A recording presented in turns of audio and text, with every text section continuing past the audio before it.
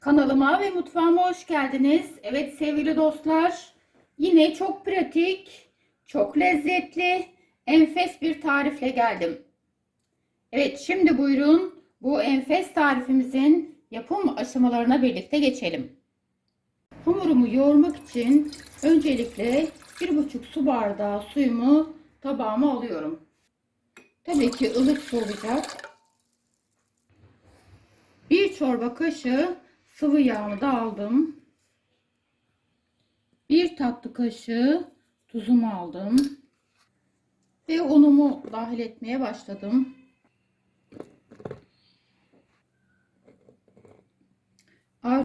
Artık hamurumuzu yoğurmaya başlayalım.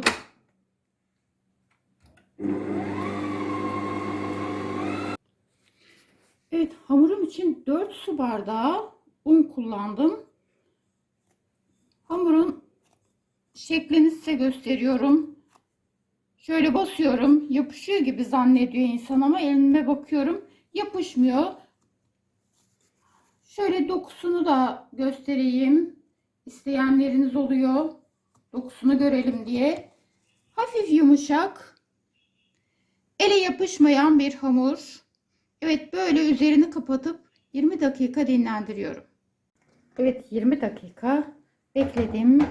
Hamurum daha bir güzelleşti.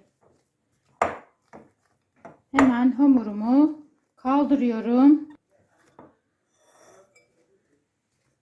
Un serptim. Tezgahıma aldım. Bezeler ayıracağım.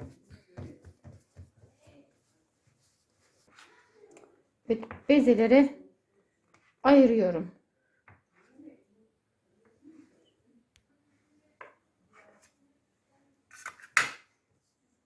Bezelerimizi oluşturalım.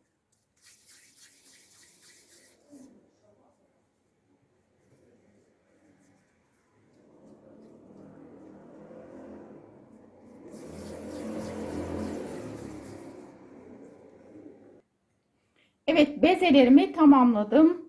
Şimdi unlayıp kenara alıyorum. Arzu ederseniz tezgaha bir miktar un serpip öyle de koyabilirsiniz. Aynen bu şekilde.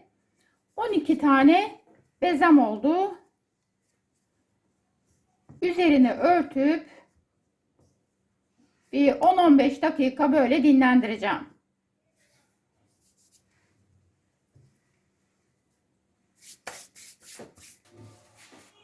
Vaktim vardı arkadaşlar. 15 dakika bekledim. 10 dakika bile bekleyebilirsiniz. Evet, hemen bezelerimi un yardımıyla açıyorum. Un kullanıyoruz arkadaşlar bu aşamada açarken.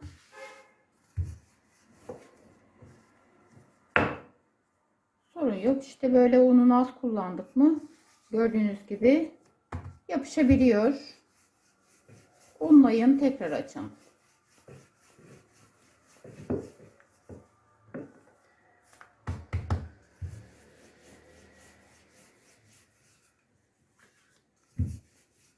Evet, tatlı tabağı büyüklüğünde açıyorum.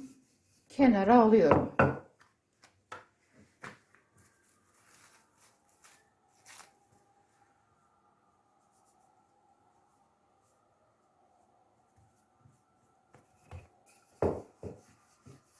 Çeşit çeşit tatlı tabakları var. Onu da belirtelim. Çok küçükler var. Orta boylar var. Bir de biraz daha büyük boylar var. Biz orta boy tatlı tabağı büyüklüğünde açıyoruz.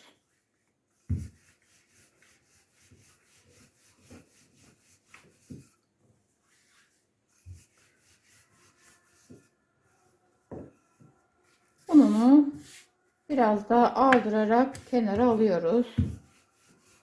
Evet, gördüğünüz gibi açtık güzelce. Evet, bu şekilde fazla unlarını almış oluyoruz. Kenara şu şekilde alalım.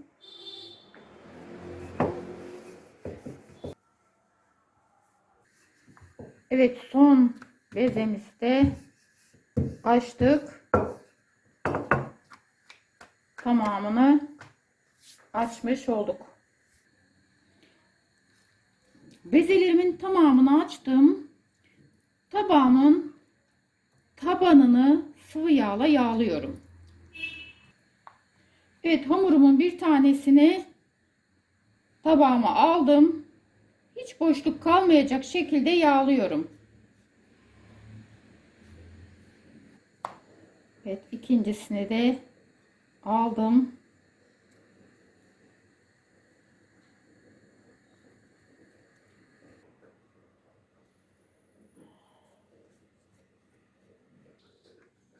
Evet, son bezemi de aldım tabağıma. Pardon, bezemi diyorum. Hamurumu aldım. Evet. Onu da hiç boşluk kalmayacak şekilde yağlıyorum. Evet, şöyle üzerini kapattım. Buzdolabına kaldıracağım. Normal bölümünde yarım saat bekleteceğim. Hamurum dolapta dinlenirken ben iç malzemeyi hazırlıyorum. 4 tane haşlamalık patatesi haşladım.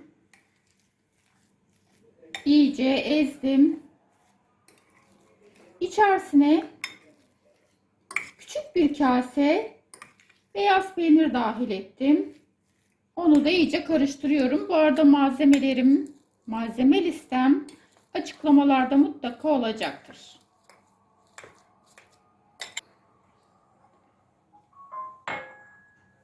Evet, kafi derecede bekledik. Hamurumu çıkardım. Tezgahımı bir miktar yağladım. İlk hamurumdan açmaya başlıyorum.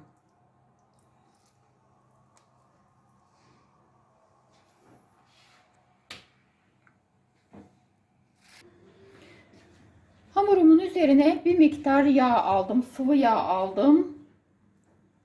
Şöyle tutarak çekiyorum ve açıyorum. Çok kolay bir börek. Çok lezzetli.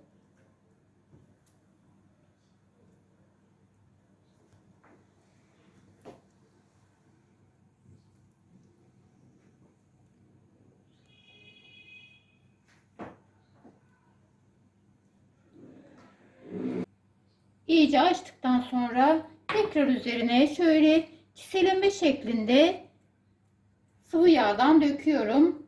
Bir ucundan tutuyorum açtığım böreğimin.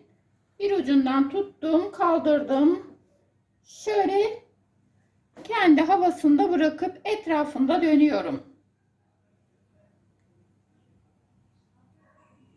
Bir miktar yaptık. Az önce hazırladığım içli patatesten bir miktar, yani iç olarak hazırladığım peynirli patatesten koydum, şöyle yaydım. Etrafında dolandırıp üzerine yayıyorum. Şöyle getirip üzerini kapatıyorum. Kaldırıp tepsime alacağım. Yağlı kağıt serdiğim tepsimi alıyorum. Sonuncuyu da açıyorum. Hem pratik, hem lezzetli, hem de çok şık bir sunumu şekli mevcut. Evet, sonuncuyu da kapattım. Tepsime götürüyorum. Ve bitti. Gördüğünüz gibi fosur fosur kabardı. Muhteşem güzel. Şimdi üzerini kapatıp 20 dakika dinlendiriyoruz. Evet, kafi derecede dinlendi. Gördüğünüz gibi enfes oldu. Önceden ısıtılmış 180 derece fırında pişirmeye götürüyorum. Evet, muhteşem pişti. Görüyorsunuz, altı üstü terlememesi için şöyle kenara alıyorum. Çıtır çıtır. Enfes bir börek.